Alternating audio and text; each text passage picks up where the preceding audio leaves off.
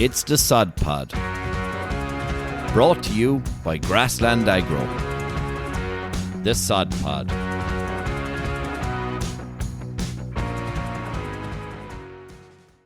Hi everyone and welcome to the Sod Pod. I'm John Brennan and today I'm joined by Clodagh and Stephen. We've got a really interesting conversation lined up, but first, how are you keeping, guys? Please Good, not John. bother, How are John. you? This is stuff. We're struggling with the weather here now. Every farmer in the country has their hair pulled out, but sure, what can you do? It's tough out there, for sure. So let's get into it. I'll start with you, Clodagh. You want to talk a little bit about current grazing conditions and targets.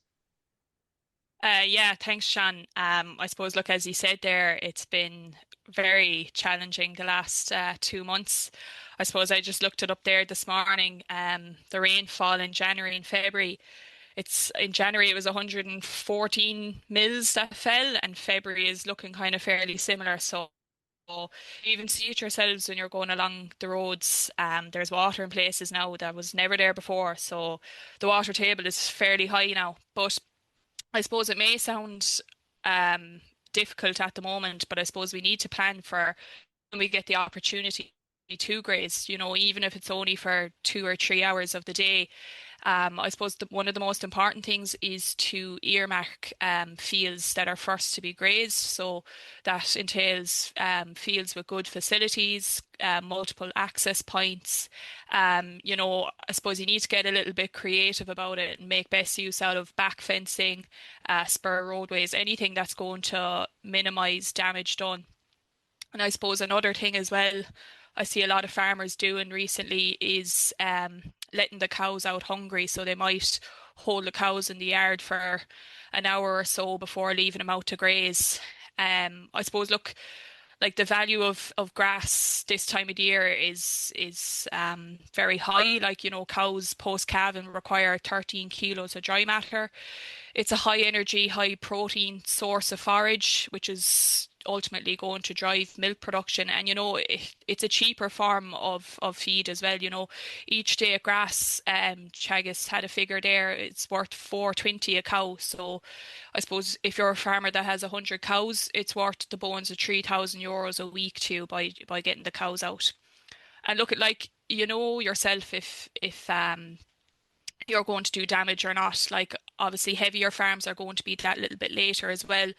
You can live with a little bit of damage, it will recover, but I suppose the key thing there is to not damage it a second time as well. But I suppose, look, when the weather does come right and we do get out grazing day and night, to keep a close eye on farm cover as well, that we don't go through grass too quickly and run into a situation where we're left with nothing. I suppose at the moment it's all about meeting the cow's requirements and getting that bit of grass back into the diet. Keep an eye on growth rates and aim for about 200 kilos of dry matter per livestock unit by the end of March. I suppose, as I said there, look, it's going to be a little bit different as well on heavier farms. They're going to be a few weeks behind this again. Key targets, I suppose, look, this is going to vary depending on weather and depending on soil type, but aim to have 30% of the farm grazed by the 1st of March, 30%, another 30% by mid-March around Paddy's Day, and the rest 40% by mid-April. Just to go in there on something someone mentioned to me there this morning was if you're doing grass walks and you're using a plate meter, it's actually quite a big factor. If there's poaching in the field as well, it can really throw off the measurements. So that's just one point I came across this morning that might be worth keeping in mind if you are using a plate meter. Yeah, 100%, Stephen. Like, I suppose this time of the year, what I find is you need to kind of train your eye back into it. Like, I suppose I would generally eyeball when I grass measure, but you need to kind of calibrate your eye as well. It might be no harm as well to bring out equipment to do a cut and weigh just to see if you're getting the right grass covers as well. But that is something to keep in mind as well with the poaching, and the plate meter can give you a false reading. For sure, because when you haven't been out in a while, bringing out a bit of equipment just gets the eye back in as well, because the more precise you are, the better your overall results will be. Exactly, as you say, calibrate yourself. Calibrate yourself, exactly. So you talked about the weather there. Conditions are tough, and some people will be wondering about spreading fertilizer and things like that. Just, Claude, in terms of planning for nitrogen applications, what would your thoughts be on that? I suppose, John, look, it seems like an impossible task at the moment, just given the way the weather is. It's difficult enough to get out and graze, never mind get out with the fertilizer spreader as well. But I suppose we need to plan ahead and be ready to go when the opportunity does arise. So, look, spring nitrogen is going to help supply that grass with the energy to get the plant back growing again. I suppose the aim is to have 40 units spread by Paddy's Day and up to as far as 60 for early kind of April, depending on your allowances and depending on soil type as well. Heavier soils will be a bit behind this as well. I've heard of some farmers going with options like splitting an application of 30 units, going with 30 units now and going with 30 units at the end of March as well. So I suppose just a couple of things to keep in mind to minimize the losses as well. Keep an eye on weather. It has to be improving over the forecast. Have a soil temperature of minimum 5.5 degrees, and obviously the field has to be trafficable as well. Target fields, I suppose, that are going to have the best response. So newly reseeded fields with a high perennial ryegrass content, and fields that are index 3 and 4 for P and K as well. There's a bit of slurry on the move as well. You can see it when you're on the roads. I suppose, look, call a spade a spade. Tanks are under pressure due to the high volume of rainfall. A lot of farmers are targeting those drier fields at lower rates, getting rid of that watery stuff out of the tanks just to alleviate pressure. But I suppose, when conditions do improve, that slurry is going to be best used on silage ground and index 1 and 2s for P and K as well. Very good. A lot of information there, Clodagh. Thanks very much. Then just over to yourself, Stephen. The importance of early nitrogen, phosphorus, and winter barley is something you were, I suppose, thinking about. And I suppose, what's the overall story on the tillage front? On the tillage front, no different to any other farm in the country. We're getting hammered with rain. I suppose, me being from Wicklow, I'd be keeping an eye on the weather in the east particularly, and we seem to get particularly badly hammered. I think the west are actually getting off a bit lighter this year for a change, so enjoys that while you can. But by nature anyway, most crops are in the east, and they've seen a lot of rain the last few months. I feel, going from county to county on the roads, that crops have actually, like the plants are still there. They've seemed to come through the winter somehow or another. There's not too much of bare patches for the most part. Well, I suppose my concern now, with being coming into the end of February, is that there's been no opportunity in February, or very, very little, to get out fertilizer. And I would think it's key in winter barley to get early fertilization on, because barley by nature, the grain yield is formed according to how many heads you have per meter squared. And that's directly correlated, obviously, to how many tillers you have per meter squared. And that's dictated by fertilization at the start of the year. So nitrogen and phosphorus are obviously going to drive tillering. But if we can't get it on, it's going to have serious effects on our yield in barley in particular. The likes of wheat and oats, rye, tillering is obviously important, but they will catch up slightly better than barley will. So, look, I'm looking at my own winter barley at home there, and I'm kind of saying to my father, we need to get fertilizer on this soon. So the next dry day, or even half dry day, this stage now, we're going to have to get some amount of nitrogen and phosphorus on, just to drive that tillering, because I believe it's so important for yield. Like, I'm not as worried about the other crops, yes. Oilseed rape, if it got a little bit of fertilization in the autumn time through manure or chemical fertilizer, generally it has a fairly good canopy. And as we know, you dictate or you decide your nitrogen requirements for oilseed rape based on the canopy. So we look at the green area index, so I suppose those canopies are looking quite well in general across the country. So early nitrogen wouldn't be as important for them. But still, it is coming into March now, so when weather takes up, we probably will be looking to put nitrogen on them as well, with extra priority if they got severe grazing over the winter with pigeons, just to build them canopies up again. because you're aiming for a canopy of 3.5, as we call it, by stem extension and flowering. I suppose then other priorities in tillage farms, all the work is going to come in together now. I'd say with the way the weather's been, very little ploughing done across the country. So everyone will be ploughing away for spring crops, and it's looking like we would have been hoping to get winter beans sown in February at home. That's not going to happen now anyway.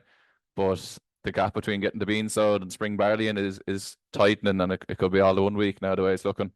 But I suppose in terms of spring beans and fertilizer requirements, obviously they're a legume. They don't require chemical nitrogen. But the rest of the crop nutrition is very important to get a good crop.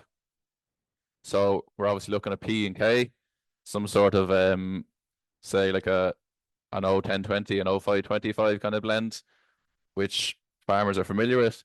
But one key thing that still isn't done on farms is looking at other nutrients such as sulfur and calcium, which are very important for beans. So the sulfur is important and probably forgotten about, because we usually get sulfur through sulcan for our other crops, whereas, as I say, beans aren't getting any nitrogen, so they're missing out on that sulfur. And sulfur is required to build amino acids in plants, in any plants, and beans are no different. So just including a mix or having a blend with sulfur in it is something all farmers should be considering, just to maximize bean yield. And then calcium, there is some there is a requirement for calcium as well, available calcium for beans, and that's just important for nodulation, which are the parts of the roots that are going to fix the nitrogen. So by getting good nodules, you're going to get good nitrogen production by the plant. So finding if you could get a compound with calcium in the blend as well, it would be particularly useful for beans. But that's kind of my concerns as such for the crops front at the moment. But there's going to be a lot more in the following podcasts. There's obviously spring is a very busy time for tillage farms, and there's a lot to be considerate of. But that's just the priorities as such for what's going on in my farm anyway, and plenty of farms across the country. Excellent, excellent. Thanks very much for that, Stephen. A lot of good information there, and we look forward to the upcoming episodes with yourself and getting those updates on spring crops. And I suppose, as you said there, the weather is a bit of a burden as well on the tillage front as well. And I suppose we're moving our attention now back to the cow, Clodagh. Ideal conditions for E. coli mastitis seems to be kind of a big message coming from HTCs on the ground, reps and farmers as well. So you have something to say on, I suppose, one of our key products in our portfolio. Yeah, John, it was just something I wanted to bring up today. I suppose it's something I've seen myself out in farm, and it's something I've heard a couple of sales reps as well here and on farm. I suppose with the wet conditions and the kind of on-off grazing that's going on at the moment, it's ideal conditions for bacterial growth, especially the likes of E. coli. I suppose when cows are in and out of the shed and it is wet, it is ideal for this type of bacteria to flourish. So I suppose hygiene is a must here. Cubicles are an ideal environment for bacteria to thrive. They're wet, they can be dirty, and pH also comes into play here with bacteria. But I suppose, look, we have a product called Actisan. It's used by a lot of farmers. It's sold in lots of co-ops and merchants across the country. It's a bedding agent in a powder form in a 25 kilo bag. I suppose, look, the idea of the product is that it creates an unfavorable environment for bacteria to thrive. So what it does is it takes away that moisture and it drops the pH to a level that bacteria can't survive. So some tests that we usually would show to a farmer with Actisan is if you actually put it into a cup of water and leave it for 20-25 minutes, you'll come back and it'll actually have all the water absorbed. It has a 3 days killing power, so it can be used in conjunction with lime. You don't mix them, so generally what we would advise is that you go day 1 with your Actisan, day 2 with lime, day 3 with lime, and then go with your Actisan again. It's very soft on the farmer's hands and the cow's teats. If you get this, if you breathe in this product, you don't feel yourself kind of coughing like you would if you're spread in the likes of hydrated lime. Other farmers use it in the likes of calving pens. It really helps reduce that ammonia smell as well. It's also used in horse stables as well. So look, it's something just to, if you are dealing with that at the moment, that it is kind of going on farm at the moment, and there are ways of, I suppose, reducing that burden as well. Very good. Thanks, Claude, for that. I suppose farmers will be wondering, Actisan, what price is it? It's another investment to make on farm. But then when you look at, I suppose, the cost of having a problem such as E. coli mastitis and the negative impact economically that can have on farm, having a product like Dactazan in the yard and using that is a great way of preventing, I suppose. Yeah, no, 100%, John. Like, I suppose when the likes of E. coli gets into a herd, it can be spread quite quickly during milking time and in the cubicle shed as well. It's an environmental form of a bacteria. So anything that you can kind of throw at it to keep it at bay is definitely worth investing in. And as I said earlier, you can use it in calving pens to keep ammonia at bay and keep the bedding dry as well. So I think it's a handy product to have on farm, particularly during the calving season. It is for sure, and I used it myself on the sheep side of things as well, keeping the pins nice and dry and clear of any bacteria and problems is a huge benefit on farm. That's very good. Thanks a million for that, Clodagh. A lot of very good information there as well from both of yourself as Stephen and Clodagh. Any final thoughts as we wrap up the episode? On my side of things, and looking at tillage farms, I'm just saying plan ahead. There's a lot of work to be done, and just making sure, like, we have the wet weather now, we've no excuse not to be making the plans. You should have all your nutrient management plans in place. I'd make sure fertilizer's in stock now, seed is in stock, and if you can walk across the fields at all, winter crops, get out and have a look and see what weed pressures are there, just so we know what herbicides we might be using when the weather does take up. But just be ready, because there's going to be a fierce burst of a spring workload, I think. Yeah, similar enough to yourself, Stephen. I suppose on the grass side of things, just be prepared, as Stephen said, have the fertilizer in the yard ready to go, have your fields earmarked, take the opportunity as it arises. And I suppose on the hygiene side of it, just to keep an eye on it during times of on-off grazing, moist, dirty conditions are going to support that bacterial growth with particularly E. coli. So that's all from me. Excellent. Thanks very much for that, guys. I suppose the overall key kind of theme is from this episode is plan ahead and preventing issues on farm. But thanks very much, guys, for that. If anyone has any questions for the team, please get in touch with any of our ATCs, our sales reps, or give us a message, or go on our website. But that's all from us for the moment. Farm smart, farm safe. Hey, thanks for listening to the Sod Pod. We hope you enjoyed it.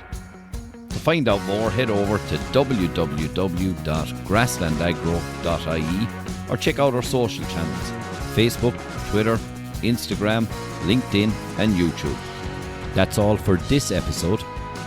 See you next time.